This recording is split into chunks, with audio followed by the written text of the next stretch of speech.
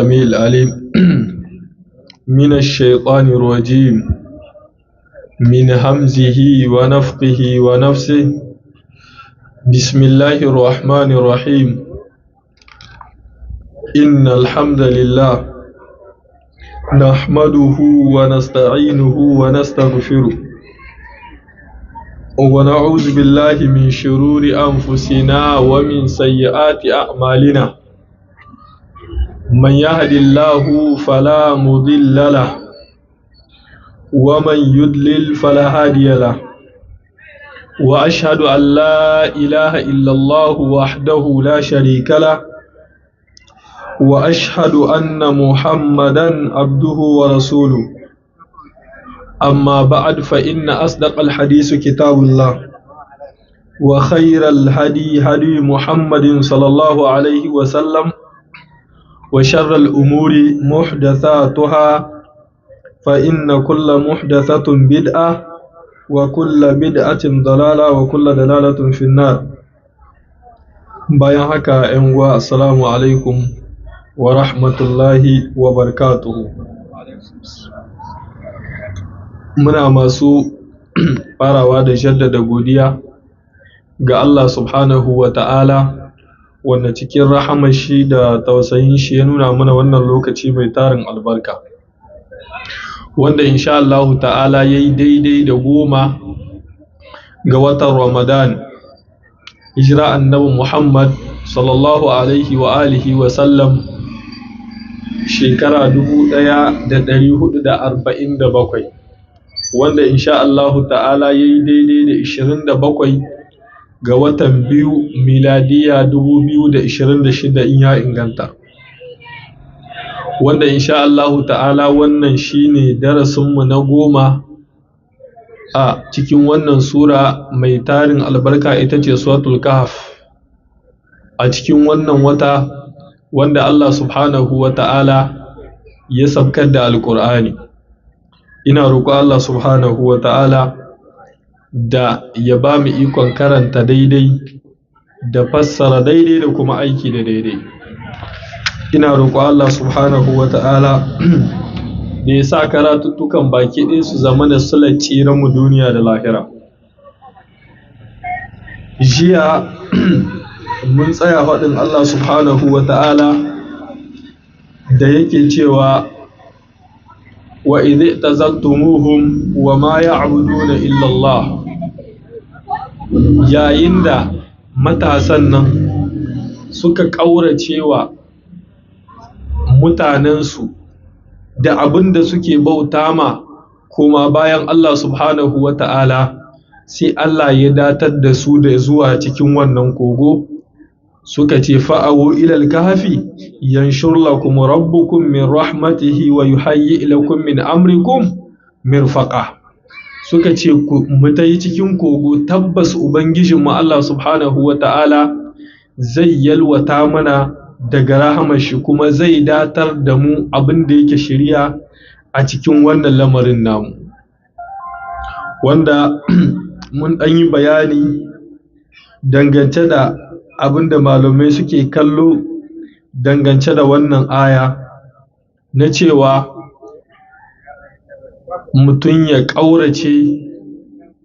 ƙaurace ma wa'ansu wanda suke bautar wani koma bayan Allah subhanahu wa ta'ala, matuƙar ba zai samu dama ba na shi ya bauta ma Allah subhanahu wa ta'ala, ko kuma zai yi a cikin takura inda zai samu ya yi a hankali kwance zai iya tahiya ya bauta ma Allah subhanahu wa ta'ala, kamar yadda annan Muhammad sallallahu alaihi wa alihi wa sallam da bai samu dama a Makka ba sai ya yi hijira zuwa zuwa Madina.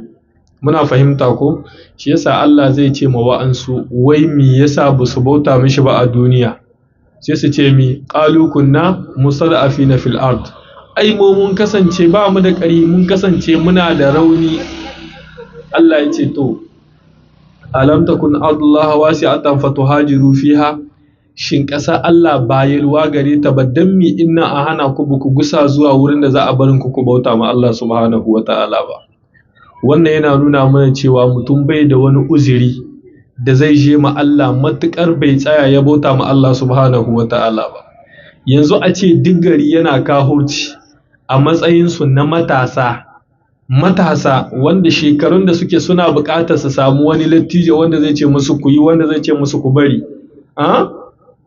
amma tun da an kahurce su sun aminta za su tsayi su bauta ma Allah, to kai yanzu wani uzuri gare ka da zaka cewa wai akwai wani abu da zai hana ka bauta Allah? Kai cikin musulmai ko kake rayuwa, sun san Allah, sun san annan Muhammad sallallahu alaihi wa sallam, to su wa'ancan sun kahurce, kuma sannan ba wani annabi da yake tare da su wanda zai ce musu kaza, wanda kawai wa'azin dai ne, littafin da Allah subhanahu wa ta'ala ya sauka musu suka yi imani da shi kuma suka rike, suka ce akan wannan za su tahiya. Kai kuma yanzu ba ayar da za a jawo ma, ba hadisin da za a jawo ma, sai ka kau da kai, ko ba haka nan bane ba. Amma su ka kalla a halin da suke, amma sun yarda cewa duk inda suke addinin su yana gaba da komi, kuma ba wani uzuri da zai hana su bauta ma Allah subhanahu wa ta'ala. Kamar yadda za mu ji suka ce haƙin ka kuskura lokacin da ka hita ka bari aka gane mu, to za su jehe mu ko kuma su mayar da mu akan abin da suke bauta na uwaye da kakanni. Suka ce kuma har in muka koma akan shi ba za mu taɓa rabauta ba har abada. Muna fahimta? Kalla girma da daraja na tauhidi. Hallau yana ƙara nuna ma cewa uwaye ana bin su ne inda suka ba Allah. Muna fahimta? Su wannan aikalla uwayensu ne. Mu kuma yanzu sai umarnin Allah ya zo, sai umarnin uwa ko uba ya zo, sai mutum ya tunkuɗe umarnin Allah, sai ya ce zai riƙe na uwa ko na uba. Ai babu shakka wannan ba daidai bane ba. Kuma duk wanda yake hihita umarnin mamashi ko baban shi saman kan na Allah, saman kan na manzon Allah sallallahu alaihi wa alihi wa sallam, wannan bai da makoma sai jahannama, dan ba uwa ko uba Allah ya aiko ma ba. Uwa da uba ana musu biyayya ne, biyayya wadda ta dace ma sunna na annan Muhammad sallallahu alaihi wa alihi wa sallam. Uwayen kirki lokacin da ka zo musu abin da ya ci karo da addini, to su ne na farko da za su ma faɗa kan wannan abu. Almuhimmu dai ka kalla wa'annan su a matsayinsu na yara matasa, amma sun ƙaurace ma duka wa'annan abubuwan don su je su bi umarnin Allah subhanahu wa ta'ala. Ban san an fahimta ba. Sun ƙaurace ma duk wani jin daɗi na cikin gari.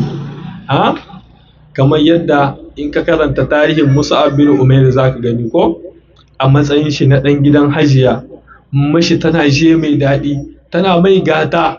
Ranar da ya musulunta ta ce duk tallafinta da take bashi, duk jin daɗin da take mai ta jayi, har sai ya bar manzon Allah sallallahu alaihi wa sallam, shine har sai ya bar musulunci, ya ci gaba da zama cikin talauci, ɗan gata, ɗan lele, wanda ake jiya mai daɗi. Amma yanzu saboda manzon Allah ya zo ya bi shi, an yanke duka wannan jin daɗin. Uwar ta ce mai ƙarshe fa za ta barci ta mutu ta bar mai abin kumya, a ce ya kashe uwar shi. Saboda su al'adar Larabawa ƙarya ma suna tsoro kai, saboda za a gora ma jikokinka. Ba irin mu ba, wani aini sai ya 17 kuma bai ma fara ba, babu gaira babu dalili. Ya ce mamma in kina da rai 100, duka rayukan su rinƙa hita gabana saura guda, har sai in na bar manzon Allah sallallahu alaihi wa alihi wasallam za ki ci gaba da rayuwa. Ce wallahi sai dai ki mutu, ba zan barin manzon Allah ba sallallahu alaihi wa alihi wasallam. To kaji wanda suka san kima, wanda suka san daraja na annan Muhammad sallallahu alaihi wa alihi wasallam. Shi yasa Anas yake cewa ba mu taɓa kasancewa cikin jin daɗi ba, ba mu taɓa kasancewa cikin farin ciki ba, yace bayan musulunci, sai kuma wata rana da annan Muhammad sallallahu alaihi wasallam yake ce ma wani, ai anta ma'a man ahbabta, kai in kana tare da wanda kake so ranar lahira. Yace to mu sai muka tsinci kanmu cikin jin daɗi, saboda mun san, yace ina ƙauna Allah, ina ƙaunar manzon Allah, yace ina ƙauna Abubakar da Umar, yace ko da kuwa bani aiki irin nasu. Ai almar'u ma'a man ahabba fi yawmil qiyamah ko. To yace shi jin daɗin da yake ciki saboda wannan magana ta manzon Allah, yace yana ƙaunar manzon Allah, ƙauna ta gaskiya, ba irin tamu ba ta ciwa-ciwa yanzu. a ce mutum ga yadda manzo Allah ya ce to sai yayi shawara da uban wa zaka shawara, akwai wanda aka aiko ma bayan shi ne ko ba haka nan bane ba, kawai shegantaka ce.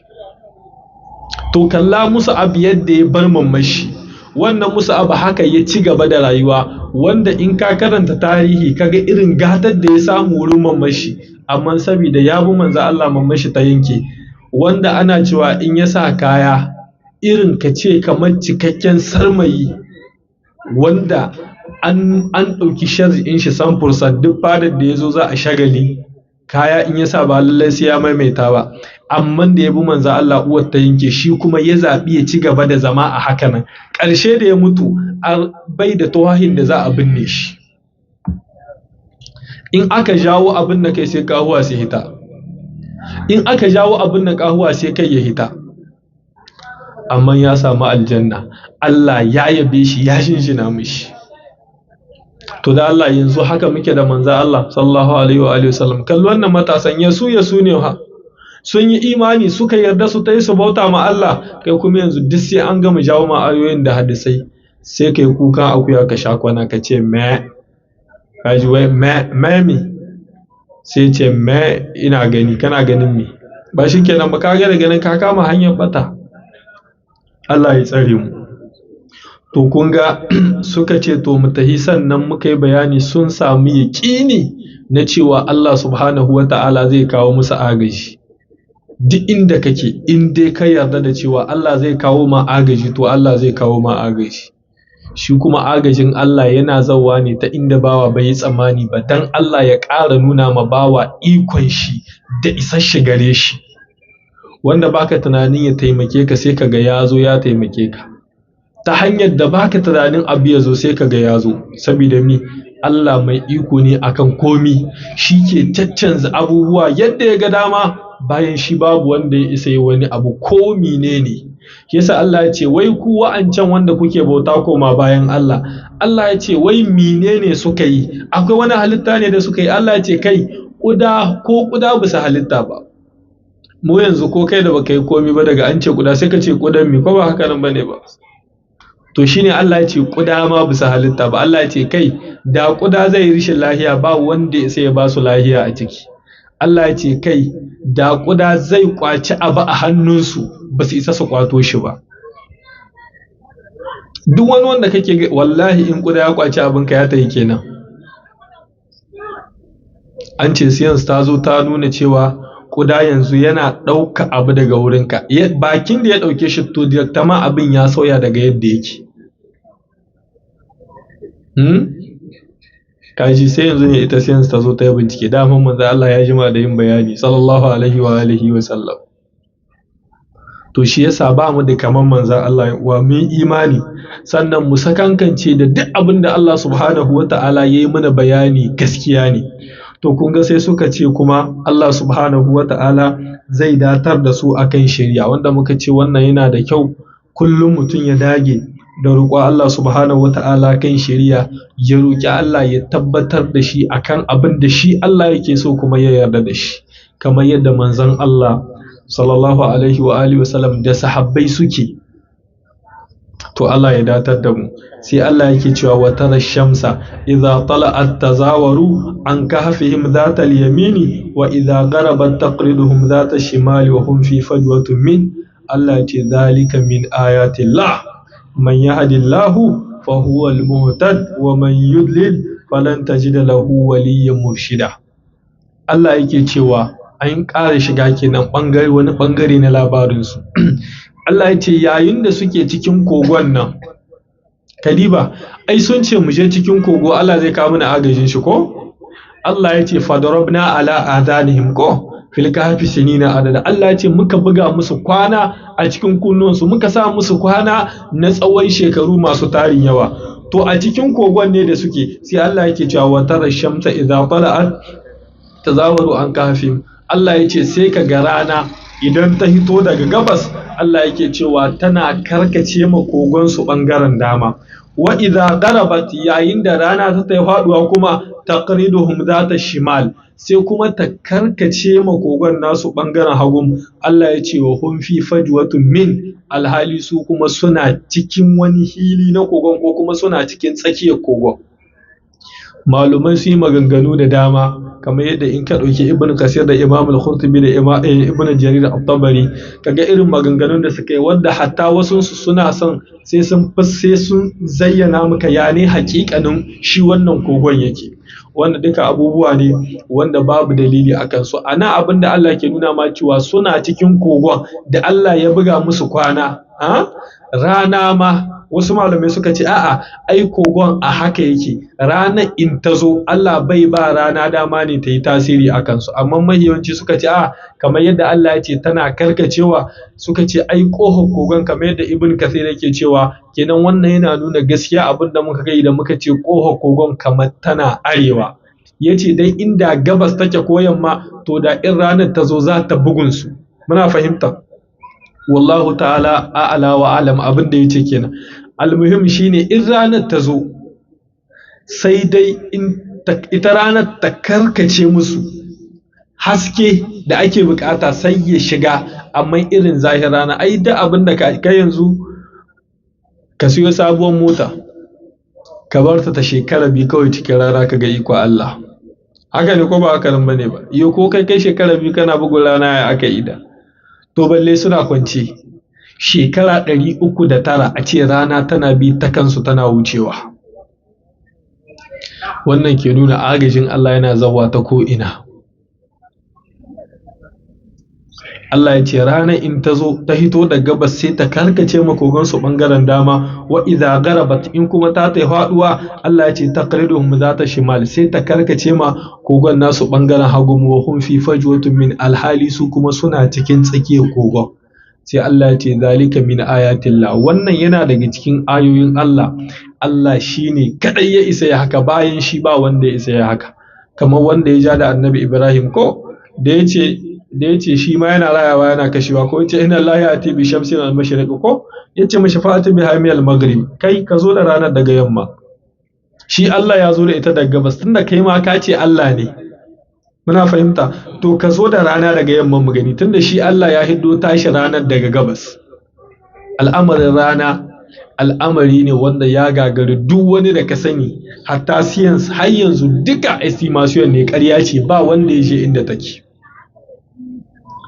Kai a nan ma in aka hasko ta kalli tazarar da ke da kwai tsakaninka da ita, ba wanda ya sani. Estimation in ma baka ji abubuwan da suke gai ba, to amma kalla sai ka shige cikin ɗaki, in ake wani irin zahi ka rasa ina za ka sa kanka, to menene zai iya matsawa kusa da ita? Ba abin da ya isa ya matsa kusa da wannan ranar, balle ya canza ta daga kan wani abu da take. Shi yasa da maganganun da menene maganganun nan, teorin nan ta yan boko da suke cewa wai la terre tourne ko kai ka sa ai ƙarya ce wannan. Zo gane shine wani yace menene yake cewa si la terre tourne pourquoi toujours je suis en Afrique. Ai to kun ce duniya ce take juyawa ko, to ya aka in duniya ke juyawa kullum kana wuri guda koko? Kenan in dai duniya ce ke juyawa ba rana ba, ya kamata a ce mutanen cikinta yanzu in aka yi wani tur kana Niger, daga ta ɗan juya kaɗan sai ka je ka Nigeria ko Benin ko wata ƙasa, haka har wata rana a yi tur kana Makka.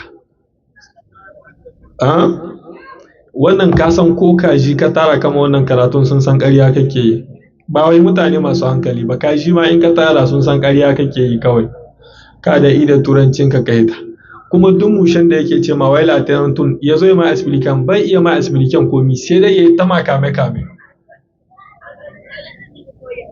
sai dai ya ta makame kame nan in aka yi kaza ba komi ba ka iya ka gano, saboda me ranar ba ƙarƙashin ku ba take, rana tana gudana ne da me da umarnin Allah subhanahu wa ta'ala. Hadisi cikin Bukhari da Muslim, hadisin Abu Dhar, annan Muhammad sallallahu alaihi wasallam yake ce ma Abu Dhar, wai ranan nan ka san ina ne za ta? Yace za ta je wurin al'arshin Allah ne ta faɗi ta yi sujada. Ita da kanta ranar tahiya take yi, wasu da suka ce duniya, a'a rana ce ke tahiya. In ta je sannan ta nemi izini gobe ta hito. Muna fahimta? Kaji rana sujada take yi. In ta nemi izini sannan gobe Allah ya ce mata ta hito. Muna ganewa? Sai Allah ya ce mata gobe ta hito. Bayan wannan in ta zo za ta ƙara tambaya Allah gobe ta hito ta gabas in annan Muhammad sallam ya ce an kusa lokacin da rana za ta neman izini ta hito daga gabas, annabi ya ce Allah ya ce mata a koma hito daga yamma. Shine tashin kiyama. Ai haka annabi ya ce an aiko shi kiyama ta kusa zawa haka. To kaga yanzu da hijira annan Muhammad sallallahu alaihi wasallam wurin shekara 1447. Sahabbai in annabi na musu bayanin alkiyama hankalinsu yana tashi, suna kallon gata nan ta zo. To kan mu shiga cikin wannan, almuhimu kun ga rana tana tahiya, rana tana faduwa ta yi sujada a wurin Allah subhanahu wa ta'ala. Kenan kaga wannan ƙarya da 'yan boko suke sai ku bar musu kayansu. Mun yi imani da boko duk inda bata saba ma addini ba, duk inda ta saba ma addini fa to ba tamu bace ba, sai mu bar ma masu ita kayansu. Kamar yadda kuma masu inkarin hadisi annan Muhammad sallallahu alaihi wa alihi wasallam sai kai suna to wai ta yada masu aiki da hankali a ce rana ta yi sujada. To Allah ba cewa yawan najmu wa shajaru, kai ai an najmu mu dauki fasarar taurari wa shajar da itace, Allah ya ce ya sujudan, suna yin sujada. Ya suke yin sujada? Kenan wannan shi ma ba dan Qur'ani bane yazo da shi, sai ka ce ƙarya ce ko cikin hadisi akwai tatsuniya ko? Shi yasa mutane ba su san haƙiƙanin daraja annan Muhammad sallallahu alaihi wa alihi wa sallam ba. Wani wuri sai Allah subhanahu wa ta'ala yake cewa wa shamsu tajri li mustaqarraha, rana tana tahiya tana gudu zuwa ina? Zuwa makwancinta. Allah subhanahu wa ta'ala yake cewa zalika taqdirul azizul alim, wannan kaddarawa ce ta wanda shi kadai yake da iko kuma masanin komi da komi. Shine Allah subhanahu wa ta'ala. Kenan tajiri kun ga ai rana tana gudu. Wani wuri Allah subhanahu wa ta'ala yake cewa wa huwa allazi khalaqa al-laila wan nahara wash-shamsa, sai ce wal qamar kullum fi falakin yasbahun. Allah ya ce ai Allah shine wanda ya halitti al-lail wan nahar, dare da yini, wash-shams wal qamar da kuma rana da wata. Sai Allah ya ce kullum, dukkanin su baki daya, fi falakin yasbahun, dukkanin su suna tahiya a cikin zuwa falakin su. A wani wuri ba za ka ji kowanne cikin su yana neman wani. Wani wuri Allah subhanahu wata'ala yake cewa wa sakhara shamsa wal qamar ko, sai ce kullun yajri li ajalin musamma. Allah yake cewa bayan ya hore mana rana da wata, dukkaninsu kowanne yana gudu, yana tahiya zuwa ga wani lokaci ƙayyadadde wanda Allah subhanahu wata'ala ya eba mishi. Muna ganewa? To kaga wai abin da ya shahi ma a rana da wata dukkaninsu, kai ba rana da wata ba, Allah yake cewa dukkan wani abu da ka sani duniya yana yi ma Allah tasbihi. Ka isa ka gane tasbihin shi?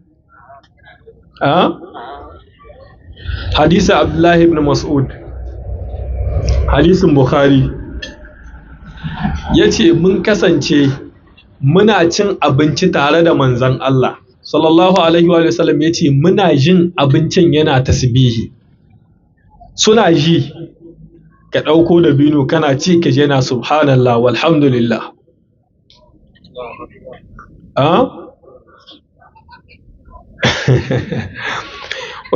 Na ji rijiyar lemu da ya karanta wannan hadisi, ya ce da yanzu ne da imani ya rauni, ai sai ka sa inda dare ka ji tuwo yana tasbihi. To tuwon yana tasbihi fa, kana yankan shi yana tasbihi. Allah ya ce duk abin da ka sani duniya yana yi mai tasbihi. sai dai mu ba mu gane wani irin tasbiya ne ake yi, shi yasa da kayi da baka yi ba ko oho. Muna fahimta ko?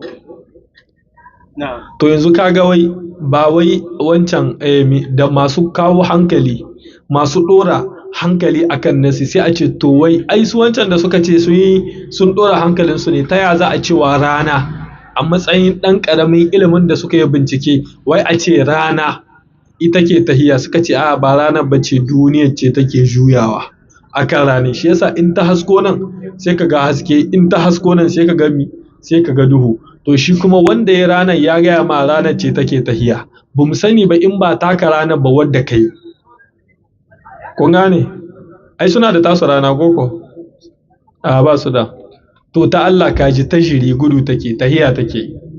Kuma mu mun yi imani tunda Alkur'ani ya gai, kuma mun yarda tunda hadisan annan Muhammad sallallahu alaihi wa sallam, hadisan Abu Zar ya ce mai wannan ranar da kaga tana tahiya za ta zuwa ne ta faɗi ta yi sujada ƙalƙashin al'arshin Allah subhanahu wa ta'ala, sai ta nemi izini ta hito washe gari. In Allah ya ce hito sannan ta hito, in kiyama ta zo sai Allah ya ce rana ta hito ta yamma. La haula wala quwwata illa billah. Annabi ce kiyama kuma ba ta tashi sai kan mutanen banza. Kwarai da gaske. To Allah ka samu mu kai wannan lokaci. Allah ka karɓe mu muna masu imani. Ka sa yinin da za mu bari duniya ya fi kowane yini a rayuwarmu kusanci da kai. Shine in ka taya haka nan ka yi tahiya mai kyau. Kenan uwa, musulunci addini ne wanda imani ake bukata, ba wai hankali ya tahi da addinin ba. Ko sai kun fahimta ba? Kai ba wai addini ba. Yanzu ka zo taya ne za a ma explication wannan. A ce yanzu wannan apel in ka tura, daga nan yanzu in kira wannan da ke gabana a ce apel in sai ya je Etazuni sai a yi authorize sannan ya zo ya shiga cikin salularka. Explication wani irin hankali ne zai ɗauka? Kuma haka nan ne ha? Koko, ka kira mutum yana China ko yana Saudiya, duk wani motsin shi kana gani. A hankalce ya za a yi hankali ya ɗauki wannan? Amma sai ka ce nawa reality ta nuna ko? To abinda Allah ne baka labari kake shakka kan shi.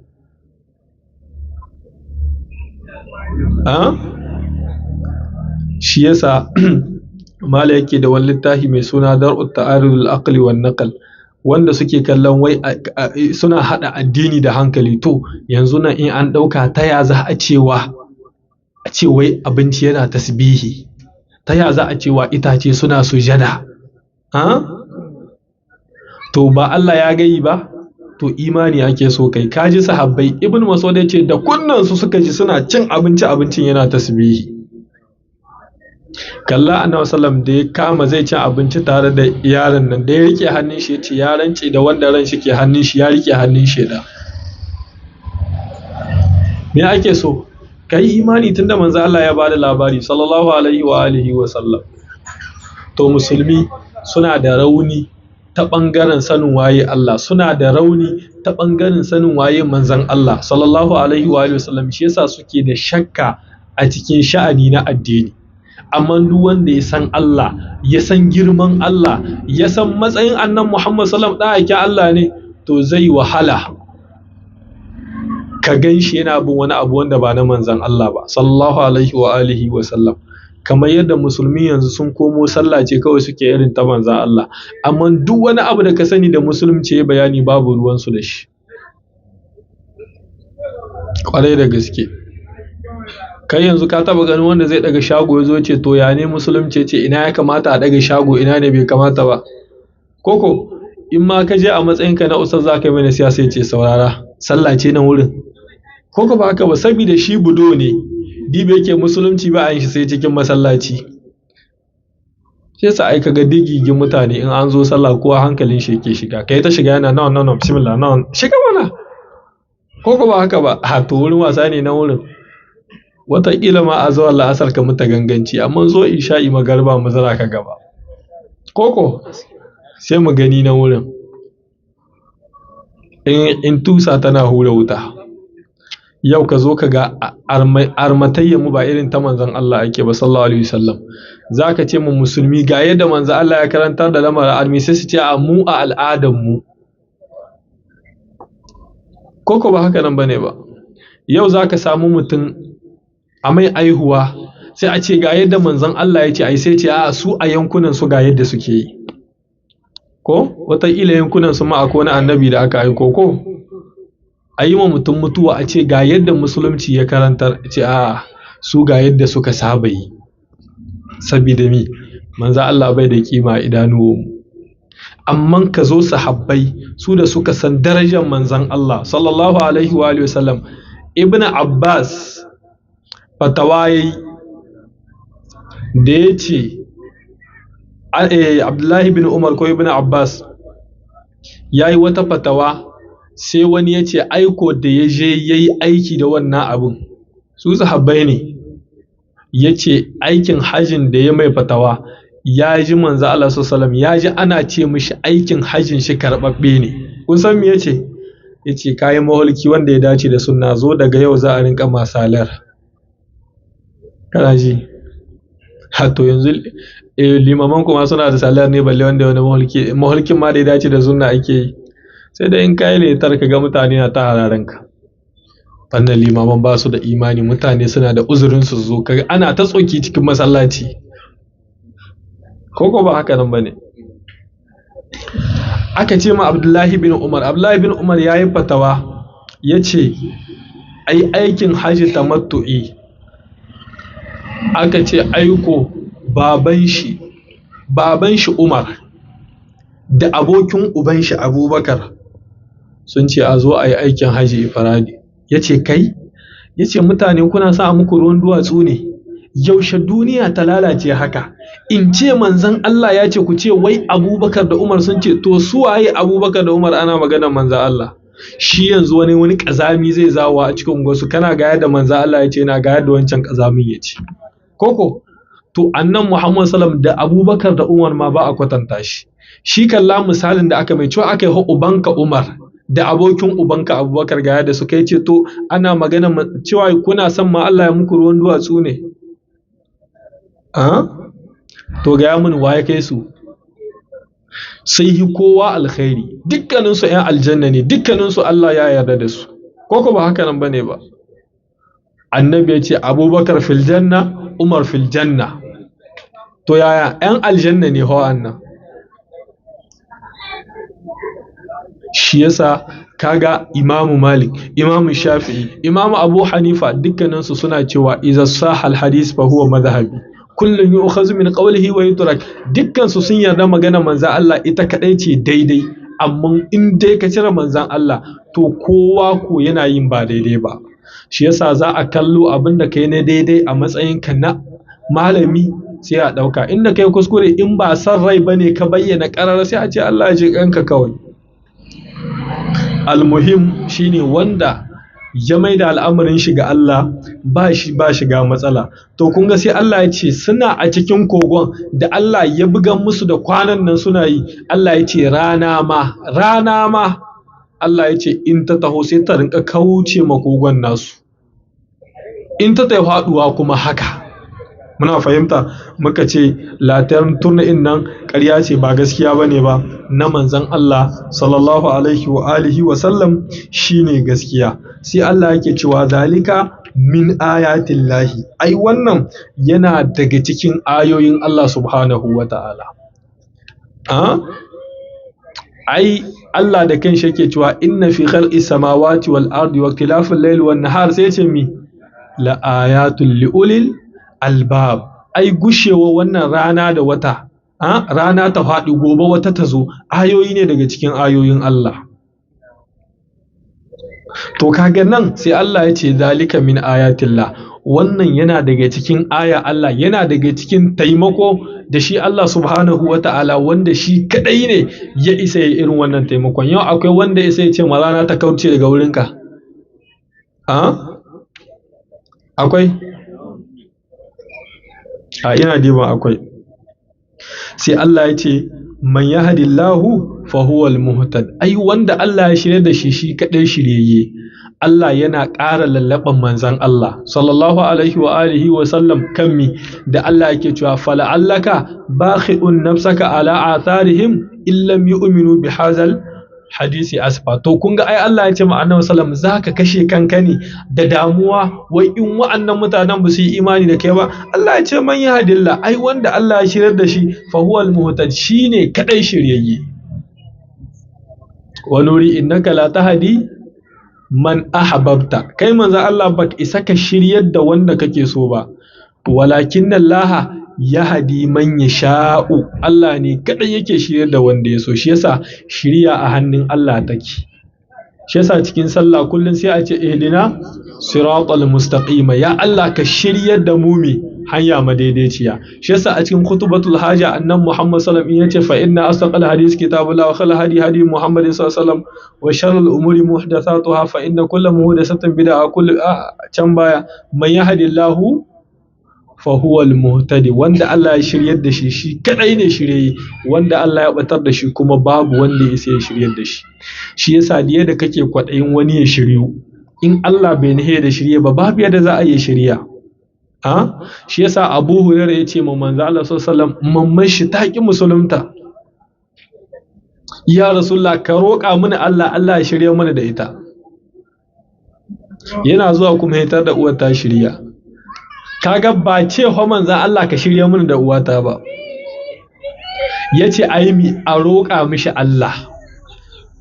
To su sun riga sun gama gane tauhidi malam, sun riga sun gama gane manzan Allah bai da iko a cikin haƙƙin Allah. Muna fahimta? Muna yanzu duk bakunan namu sun mutu, ko sadaka aka yi sai a ce a kai gaban annabi. Ko ba ka ake cewa ba, ami da ita gaban annabi.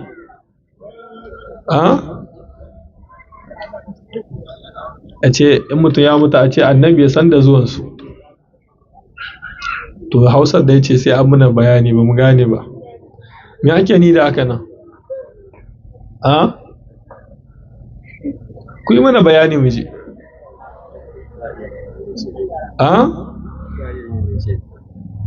Ta iya? Ba a ji. Ta iya kasuwa biyu to.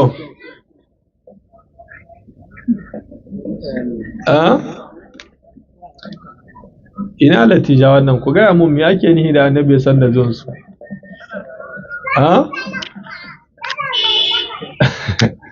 Kana ga yana kallon kudu maso arewa. To duka wasu kalmomi ne wanda kaddara ma suna da ma'ana mai kyau, amma na manzon Allah yahi sallallahu alaihi wa alihi wa sallam. Me annabi ke cewa istaghfiru li akhikum, ku roƙa ma dan uwanku gafara. Wannan na sha gayi cewa jahilcin mutanenmu ya kai gidan mutuwa. In aka ce ai istighfari 100 kaza, wai yanzu fa an ce a roƙa ma mamacin ne gafara, amma saboda jahilci sai kaga mutum yana astaghfirullah. Ko ba haka da bane ba? Kai yanzu wanga jahilin ba ya kamata a buga ya ga jarida ba? Koko ai ya kamata na ɗaya shugaban jahilai, an ce a roƙa ma wanda ya mutu gafara, shi kuma cewa yake astaghfirullah, Allah ka yahe mini, Allah ka yahe mini, Allah ka yahe mini. Duk haka ake, daga an ce suke fari haka ake yi, ko ba haka nan bane ba? To jiha me ake nihi? So ake an ce ka roƙa mamaci gafara sai ka ce Allahumma ghfir li wani, ko kuma Allahumma ghfir lahu warhamhu, in kuma mace sai ce Allahumma ghfir laha warhamha. Amma sai dai ka ji ana ta a ce ayi istighfari 300 kafin kai 10 ka ji sun dawo su ce ya ladifa 111. Kuma in ka aje musu kuɗi zaka sha doguwa addu'a, la haula wala quwwata illa billah. Irin malamin nan ne ana mika sadakar kadago biyu da aka aje mai jikka 5 ko jikka 10 ya ce a tashi a musu raka'a 2.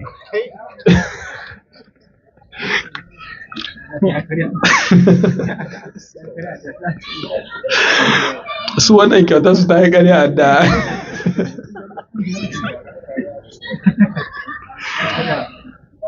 Allah ka shiryar da mu. Wallahi al'umma suna da jahilci kwarai dangane da addini, kuma haka ake ta mutuwa.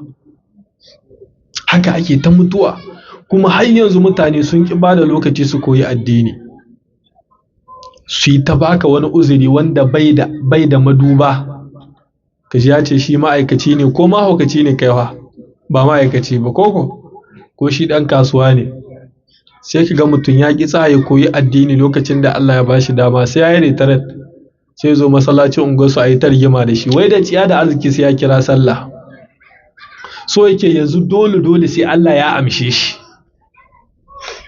ya kira sallar lokacin da ya ga dama. Ku zo ku ce mai ga hadisi manzo Allah lokacin da ya ce a kira sallah sai ce yanzu baka gani no sama a kyallar ko baka a malai Idrisa haka ne koko wallahi sai kaga suna ta rigima da ladanni, amma can lokacin da Allah ya bashi baya bai amfani da shi ba, kaji wani kiran sallah mara alƙibla, ana hayya alal falah yana hayya alal falahi ko ba har da wani hito yake a cikin kiran sallar nashi, to can bai ta yaya koya ba. To ko kiran sallar kake in dai ba tare da ilimi ba wallahi zai iya zama sila na ka sha kashi kwarai da gaske, da shi za a dukunkune ka a yi jahannama, to ai baka koye shi da ilimi ba. Ka zo ka ji cikin ladanai sai ka ji ladan ya kira sallah la ilaha illallah sai ka ji ya ce la ilaha illallah sayyidina muhammadur rasulullah, ƙarya yake ho, babu shi a rubuci, shi ya kirkiro kayan shi, yanzu in yi wannan a Saudiya sai kaso to uzuri ɗaya sai yan mahaukaci ne sai a kirkiran mai haukan wallahi ba mu sa addini ba da dama wallahi. Ka zo in ana tada iƙaman nan ka ji irin hayaniyar da ake ciki ko ba haka nan bane ba, duk a rarrabke iƙaman ma ta kasa tsayuwai, haka nan za a yi sallai. Malam Anas Tofik ya ce suna a HDL lokacin nan sun dawo daga resto za su koma sakan can dartuwar insu, ya ce kawai an zo an ce a yi sallah kawai wani ya ga sahu ya yi kyau sai ya shiga gaba. Ka san su shi balaraban mutum a su babu da mimi zirka addini, kana tare ya kama ba ta ba zai ce kai kusa can wani tare mu ji ba wani mu ne yanzu to tunda dai muna tare da shi ai ba komai, haka ake ko ba haka bane ba, zai ce iqama ka ba ta yi ba haka ba manzo Allah ya koya sallallahu alaihi wa alihi wasallam. To su sun san darajar manzon Allah, kai kuma daraja abin da ake baka kake kallo koko. Kawai wancan mutum ya shiga ko da ya shiga ya fara karanta suratul Fatiha yana alhamdulillah rabbil alamin, suka ce wanga mugu abu haka ya ja musu bala'i, yace laraba wannan duk sai suka zage ko da yaji sai su kaɗai yan Afirka, yace shi yasa ya ƙara tabbatar duk duniya ba mai ganin ɓanna ya ƙyale irin ɗan Afirka, sai su kaɗai. Shi da kanshi wancan ya hita daga sahun ya koma wancan sabon sahun da aka yi. To duk limaman ba haka suke karanta ta ba alhamdulillah mai arrahman arrahim, wani ma ba ka ji wanda ga can halin can ya lalako cikin wata kwana ya bar ku wallahi. Koko ba haka nan bane wallahi, mu je mu koyi addini wallahi tun kahin lokaci ya ƙure. Muna da dama, sahabban nan akwai wanda sai da suka shekara 60 suka shiga musuluncin kuma sun koyi addini. Kai shekara ka nawa 40 50 60 ko 80 gare ka wallahi in baka koya ba akwai matsala. Dan Allah ya ce bai halice ka ba sai dan mi, sai dan wannan bautai. Sai Allah yake cewa wa man yudlil, duk wanda Allah ya batar da shi kuma falan tajida lahu waliyyan murshida, ba zai taba samun wani wanda zai jibinta lamarin shi ba, ba zai taba samun wanda zai shiryar da shi ba. Haƙin Allah bai shiryar da kai ba ko to ba za ka taba samun wanda ya shiryar da kai ba. Menene shiriya? Allah ya ce hal ata alal insani hinun min ad-dahr lam yakun shay'an mazkura inna khalaqnal insana min nutfatin amshazin nabtalihi faj'alnahu sami'an basira. Sai ce mi inna hadainahu sabila. Allah ya ce kai mun shirya ma hanyoyi guda biyu, in ma shakira ko dai ka ba Allah wa in ma kafura ko kuma ka kahurce ma Allah. Fa alhamaha fujuraha wa taqwaha, Allah ya ce kowace rai sai Allah ya tusa mata abu mai kyau da mara kyau. Sai ce qad aflaha man zakkaha wa qad khaba man dassaha. Allah ya ce haƙiƙa wanda yi ma Allah da to shi ya rabauta. Wa qad khaba Allah ya ce ya taɓe yayi asara man dassaha wanda ya sa ran shi ba inda Allah ke so ba. Shine ce to inna hadainahu sabila imma shakiran wa imma kafura, ko ka ba Allah ya ce ko kuma ka kahurce mishi ce kai inna a'tadina lil kafirina salasila wa aglalan wa sa'ira. Allah ya ce ka jima baka kahurce ba kai imi ai an jima ana yin kahurai su fir'auna su hamana ga su shedan can kai imi. Allah ya ce inna a'tadna lil kafirina mun yi tanadi ga kahurai sarƙoƙi da ankur wanda za a sa su a ninnaɗe su a talla su wutar jahannama. Inna atana lil kafirina salasila wa aglalan wa sa'ira. Sai Allah ya ce innal abrar, amman kaga wanda suka bi Allah yashrabuna min ka'sin. Allah ya ce ana shayar da su wata giya kana mizajuha zanjabila, wata giya wadda aka yi mata mis da citta. Allahu akbar. Kai ka sa a sha daɗi wannan wurin. A kai ba wanda ya ɗan taɓa ɗana.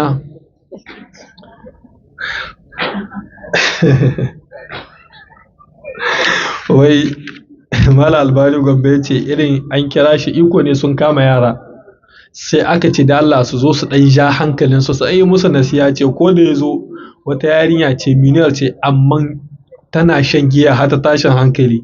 Wai sai yake tambayar ta wai giyan nan ya take ne? Ta ce ai ta za ta sha kwalba 7 ma kamar ba a fara shirin ba. Sai ce wai yagi in kika sha me kike ji ya take? Ta ce malam ko a ɗan zuba ma ne ce kin cika.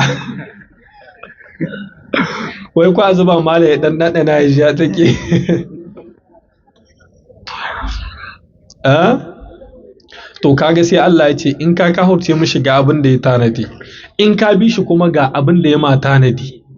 Ko shine mi Allah ya ce zai muku tanadin giya ta aljanna, ba irin ta wannan ba mai wari wanda sai ka biya kuɗi a baka ka hito baka da mutunci a cikin mutane, ko ba haka nan bane ba? Yau daga an ce wancan dan giya ne yana da mutunci a cikin mutane? Bai da mutunci. Amma can kuma halak. Shi yasa yana daga cikin daɗin aljanna babu haram. Duk cashin da kake so kai a kiɗa ma ka cashe kai rawa halak malak. Kwarai da gaske. Mata kuma no limit, giya ga ta nan no limit. Lahum fiha ma yasha'una. Allah ya ce duk abin da kake so akwai aljanna. Duk abin da kake so. Nan kuma kowaye kai ka isa kace duk abin da kake so kana samun shi. Baka isa ba. To shi yasa mu rinka roƙon Allah shiriya, kuma wannan yake nuna mana ashe ba mahita, ba wurin zuwa, ba malaba, kamar yadda manzon Allah yake cewa ya Allah ba wurin zuwa, ba malaba, ba inda za a tahiya ya Allah sai dai gare ka. Kaji sai Allah ya ce wa duk wanda Allah bai nihe shi da shiriya ba to bai da wani wanda zai isa ya jibinci lamarin shi. Shi yasa za ku ga ko shedan ranar lahira a yi ta shedan ne ya halakar da mu, shedan ne kaza, shedan ne kaza, shedan ne kaza. Ko shedan me yake cewa? Kai ku saurara, kowa cewa yake shedan sai ce inna Allaha wa'adakum wa'adal haqq. Jawabin shedan Allah ka sa kan miji. Kowa sai ya ce sharin shedan ne, ko ba haka nan bane ba? Sai ce Allah ya yi muku alƙawali na gaskiya. Ya ce sai ya cika muku kuma alƙawalin da shi Allah ya muku. Inna Allaha la yukhliful mi'ad. Allah bai saba alƙawali. Ya ce wa wa'adtukum, ni kuma shedan sai ne muku alƙawali, na ce kai da Allah kai ta sheke ayanka. Sai kaga sai ma ka zo mutuwa ka tuba. Ko ba haka? To kuma haka ne fa. Ko ba haka bane ba? Ce a haka ne. Baka ga ma wani ba ma an ce farkon rayuwar shi yayi ta kaza kuma ƙarshe baka gani ba yayi. To kai ma kai ta yi kawai ba wani abu bane ba. Ya saurari waka, to in baka saurari waka ba me za ka ji hankalin ka ya kwanta yanzu? Ya sigarin nan yayi ta baka shawara. Sai ce kai daga Kano sai Kaduna. Kai ka mayar da wai an mutu an tashi. Kalla haddun mutanen duniya a ce duk sun mutu wai sai an tada su, to ko kayan a kawo gare ka ba ka huta ba. Yayi ta sama shakka, yayi ta sama shibohi. sai ce to a yanzu dai ka gano alƙawalin da na ma ƙarya ce. Ya ce yau don haka halin da nake ciki ba ku isa ku ƙwace ni ba, ni ma bai isa in ƙwace ku ba. Ya ce kai wai akwai wanda na kama hannun shi na ce yayi. Ya ce illa an da autukum, cewa ne wa ke sanya ta wuta fasta jabtum li, kuka ce shedan gamu, to shi kenan kawai. Ce bala ta lumuni, don haka kawai wanda ya zarge ni walumu an fusa kuma kowa ya zargi kanshi. Ka ji fa, to kai yanzu wace asara ta yi wannan? Shedan inda kanshi zai ce kawai wanda ya zarge ya, kuma kai yanzu da kashe kai wani abu, ina shedan inda ya kai ka? Kana ganin shi? Kawai dai sha'awa ce ta saka mata abubuwa, ko? Kai yanzu kana sarmayi shi kenan a ce baka more rayuwarka, so kake kai ƙara'i. Ka san in mutum bai iskanci yana yaro ba, in ya tsuha sai yayi, kuma na tsuha ai babu kyau, ko ka ba haka ba? Sai ka fara sauya fada, dan baka shishan nan kai ma ka dan rinka tsotsawa, ko ba haka nan ba? To duk da haka ne matasa da ya suke lalacewa.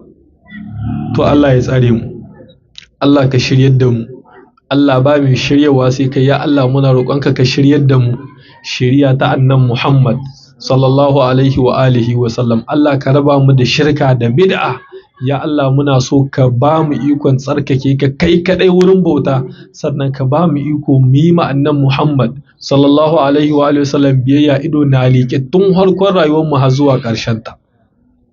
To kun ga wannan yana daga cikin ni'imar da Allah subhanahu wa ta'ala ya yi ma wannan matasan, shine mi rana, Allah ya ba su kariya daga cutarwar rana, ko kariya daga mi daga zahir rana, saboda wanda ya yi shekara 309 rana na bugun shi zai kallu? Ba zai kalli ba ko? To amma da Allah ya so ranar ta buge su kuma bata musu komi ba, kuma da sai ga haka nan in za a yi. Muna ganewa? A'a, kawai dai nan wata hikima ce ta Allah subhanahu wa ta'ala. Sai Allah yake cewa, saura minti 10.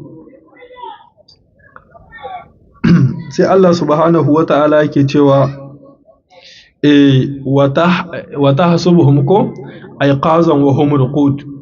Allah ya ce kai kaga suna cikin kogon nan, rana tana bi ta kan sunan tana wucewa. Allah ya ce in ka leƙa ka ce suna holke, ka ce ba kwana suke yi ba. Ya ce wa nuqallibuhum zata yamini wa zata shimal. Allah ya ce sannan kuma ana juya su ɓangaren dama da ɓangaren hagu.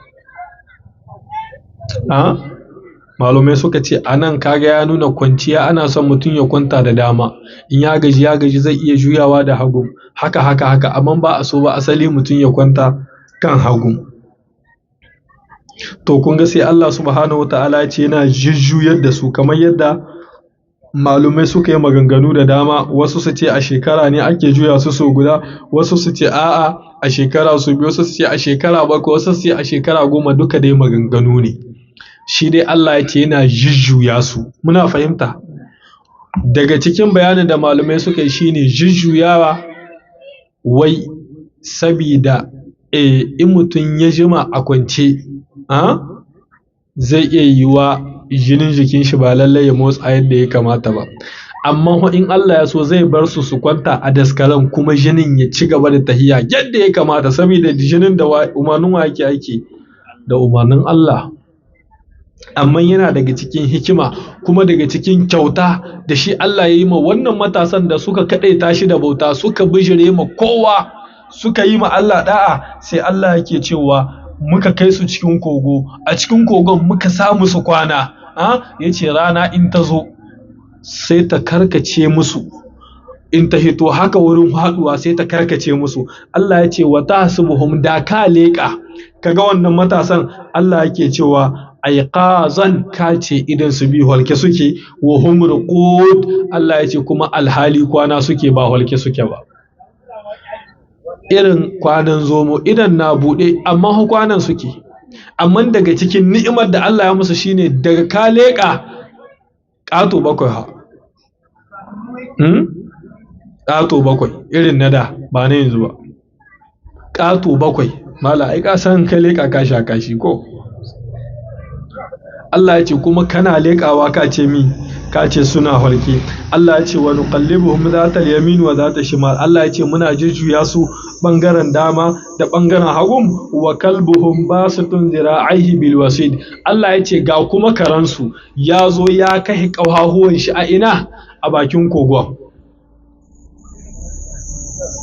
Ga karan wannan matasan wanda nan malumai sun yi maganganu kan kare. Allah ya ce lawit talata alaihim, da ka leƙa a inda wannan matasan suke, Allah ya ce lawallaita minhum firara, da ka juya da gudu, da ka gudu ka bar su. Tami Allah ya ce wala muli'ata minhum ru'ba, sabida tsananin tsoron da za ka ji a yanayin da kake cikin su. Kaga kare ya aje kafa jira ake a ce ar ya ruga, kuma ga ƙato bakwai idan su biyu, me zai hana ka juya da gudu? Amma fa Allah ya ce kwana suke. Kuma kaga hikima na Allah, shi kuma karan Allah bai ce yana jujjuya shi ba. Aka ce to kaga su ma da Allah ya so ya bar su haka za su ci gaba da rayuwa haka, kuma ba abin da zai samu su.